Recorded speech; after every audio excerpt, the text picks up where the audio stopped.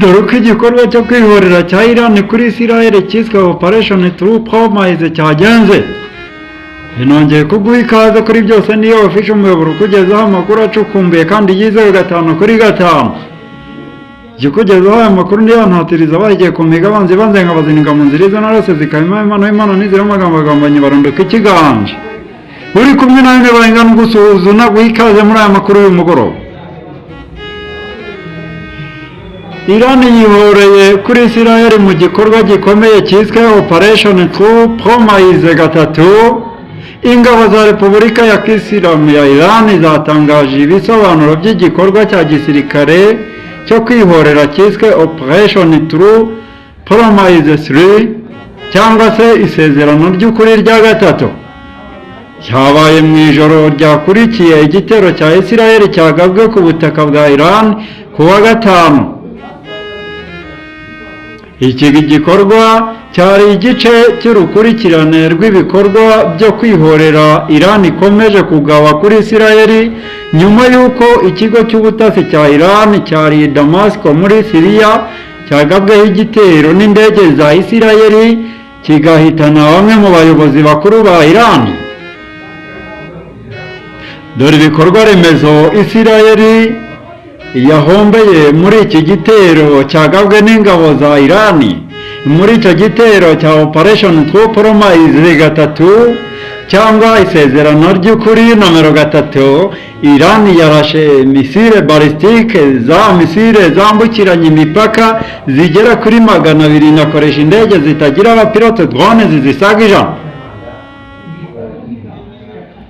Ibi bitero byagabwe ku hantu harenga 150 ku butaka bwa Israel. Aho hantu harimo ibirindiro bya gisirikare cya Israel IDF, ibibuga by'indege n'ibindi bikorwa remezo by'igisirikare cya Israel. Umuyobozi w'ingabo za Iran yatangaje ko ibibuga 3 by'indege za gisirikare bya Israel byari ku rutonde rw'ibikorwa byo kwibasirwa. Ibyo ni ikibuga cya Nevatim Air Base, Terinof Air Base, Ovuda Air Base. Ibi bibuga bizwiho kwakira indege z'intambara za Israel ndetse no gukoreshwa mu bikorwa byo gutera ibihugu byo mu karere. Ubutumwa bwa Iran bwatanzwe na Brigadier General Ahmad Vahidi, umwe mu bayobozi bakuru b'ingabo za Iran, yavuze ko icyo gitero ari icy'intangiriro, anemeza ko Iran izakomeza kwihorera kugeza ubwo ubutumwa bwayo buzumvwa. Yavuze ko nibaramuka barushijeho guterwa bazatanga igisubizo kidasanzwe kandi gikomereye isi yose muri rusange. Aho yagize ati, igisubizo cyacu ntabwo kirarangira. Niba Israel ikomeje ibitero izakubitwa inshuro kugeza yumvise neza ikirana ari cyo. Ibi bitero bya Iran kuri Israel byarangiye abantu 3 basize ubuzima, abandi barenga 75 bakomeretse bikomeye.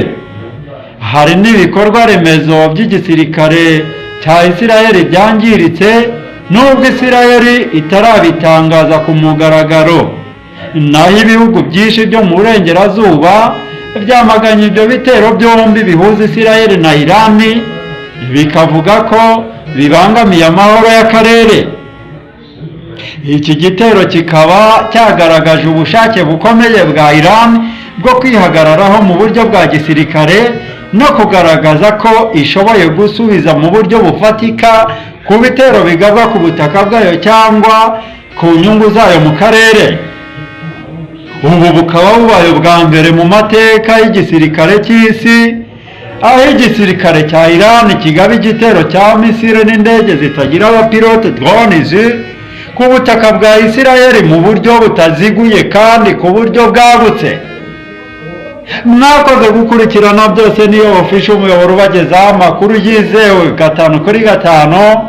Ukundi iyi channel yacu kanda like, ushaka gusangiza inkuru zacu abandi kanda share, ubaye uri mushya kuri iyi channel yacu byose niyo official kanda subscribe ujye ubona notification z'ibindi biganiro vuba byihuse. Bye bye, naho mu biganiro by'ubutaha Imana y'amahoro n'imigisha ikomeze ibane nawe.